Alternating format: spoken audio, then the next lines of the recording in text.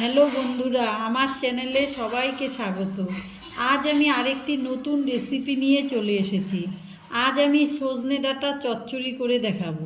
তার জন্য আমি সবজি নিয়েছি সজনে ডাঁটা, আলু, টমেটো। সজনে ডাঁটা কেটে রেখেছি, আলুগুলো লম্বা লম্বা করে কেটেছি আর টমেটোগুলো লম্বা লম্বা করে কেটেছি। মশলা নিয়েছি পোস্ত, সর্ষে, কালো জিরে, হলুদ গুঁড়ো, লঙ্কা গুঁড়ো, কাঁচা লঙ্কা।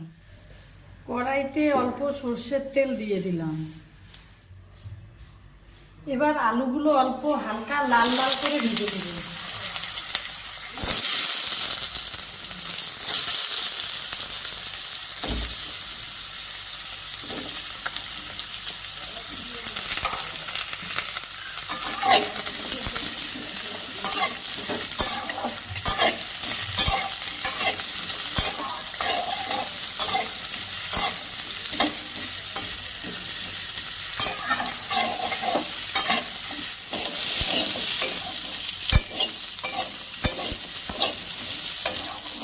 আলুটা হালকা লাল হয়ে গেছে, এখন আমি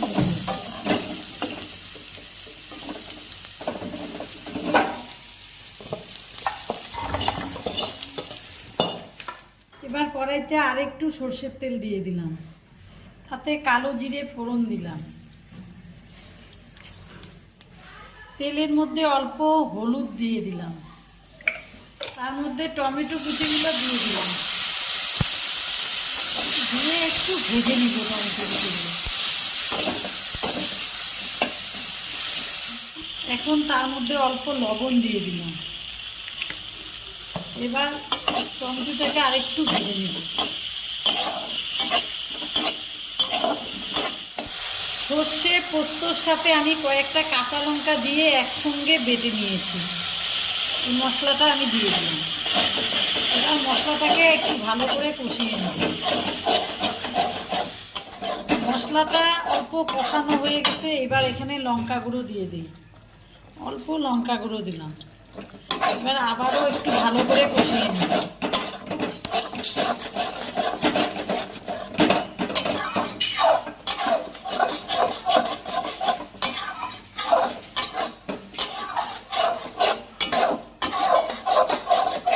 এবার মশলাটা থেকে তেল ছেড়ে গেছে, আমি এবার সজনে ডাঁটাগুলো দিয়ে দিব।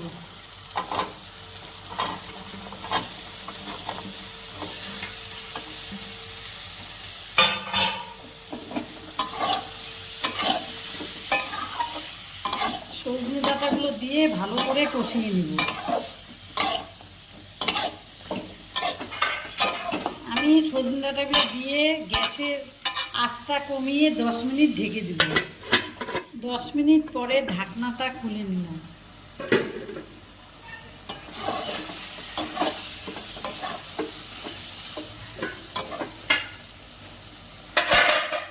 এবার আমি আলুগুলো দিয়ে দিলাম।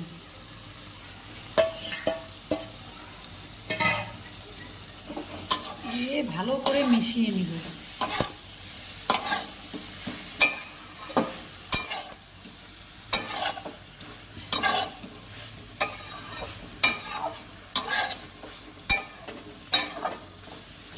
মিশিয়ে আবারও গ্যাসের আঁচটা কমিয়ে 2-3 মিনিট ভালো করে কষিয়ে নিব। 2 মিনিট পরে আবারও ঢাকনাটা খুলে নিলাম।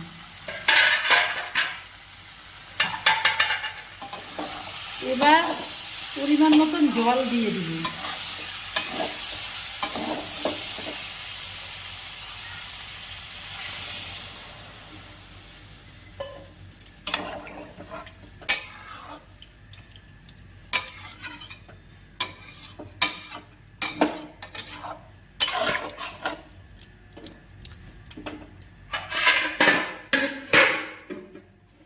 এবার গ্যাসের আঁচটা বাড়িয়ে 10 মিনিট এটাকে রান্না করে নেব। 15 মিনিট পরে ঢাকনাটা খুলে দিলাম।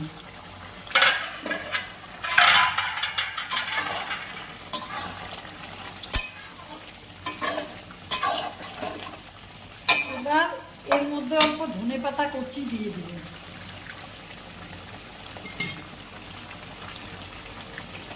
দিয়ে ভালো করে নাড়াচাড়া করে নেব।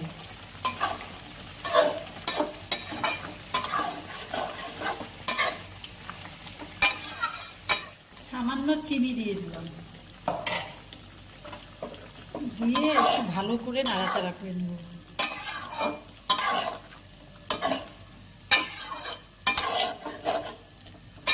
এখন এটা নামিয়ে দিব, উপর দিয়ে অল্প কাঁচা সর্ষের তেল দিয়ে দিলাম।